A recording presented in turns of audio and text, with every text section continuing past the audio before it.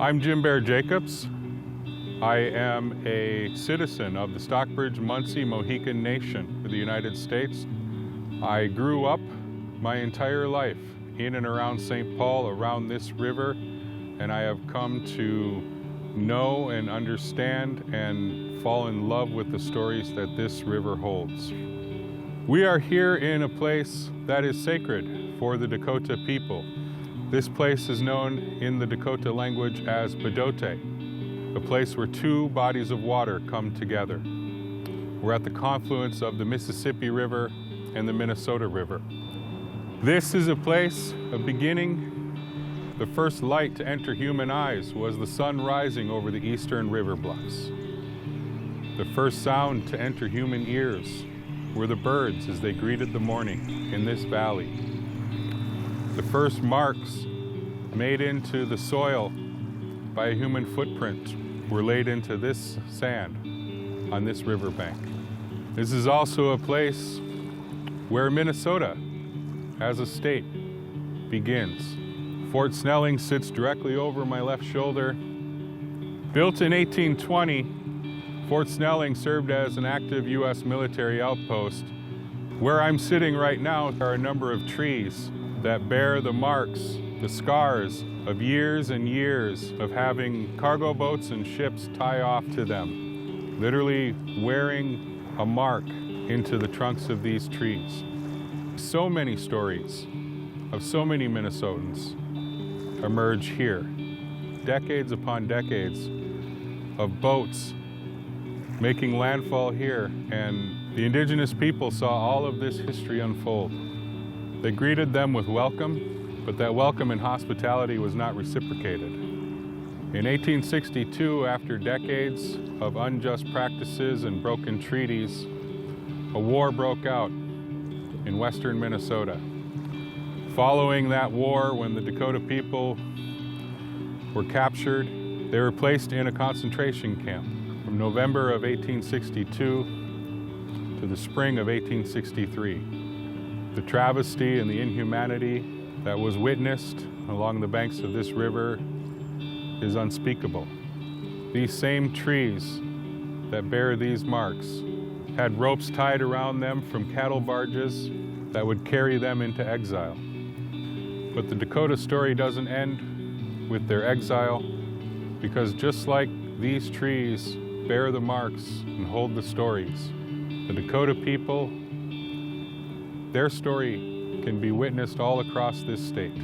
We owe it to those indigenous people to know these stories, to pay honor to these stories, to honor and respect the land and the rivers that they hold sacred.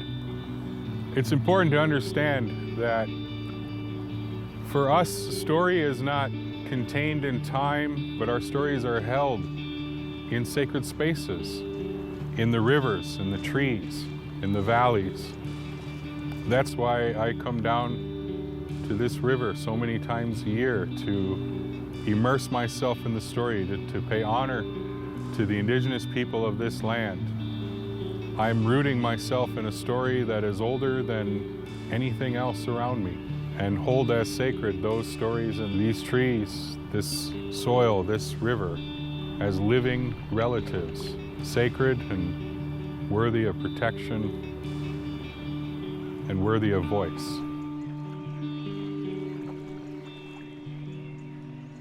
My name is Pastor Danny Givens. I'm the pastor of Above Every Name Ministries. I am born and raised right here in the historic Black community of Rondo, which is located probably about a couple miles from where we are now. At this particular spot is where we see an intersection, or a confluence, if you will, of the two stories. The story of the indigenous native people who are Dakota to this land, and the African descendant slave folks. Just as our indigenous siblings were removed from these lands via cattle barges, these cattle barges had come up from the southern parts of the state full of enslaved Africans who were being sold into slavery here at Fort Snelling.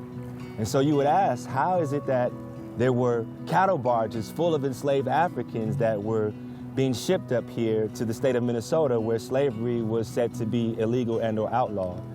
And because the Fort Snelling was under federal law and slavery was still legal at a federal level, this beautiful body of water carries the narrative of not only the Dakota people who are native and indigenous to this land, but carries the narrative of formerly enslaved Africans who made their way here in search of freedom. This river speaks to promise. This river speaks to liberty. But unfortunately, the currents of this river are muddied with the oppression of patriarchy, are muddied with the intentionality of greed of those with the intent of stealing land from the original people here.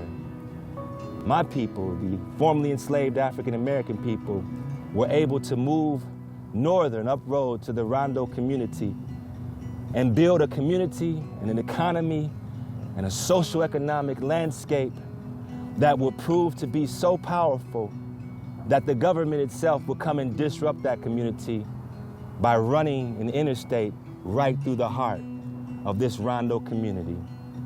1956 to 1968 began a displacement of well over 500 African American families in the affluent Rondo community. It was well over 300 businesses that were lost. And more than anything, the sacred footprint of our people on this shared land that we share with our Dakota siblings was almost erased forever. Thankfully, we have stories. We have this river.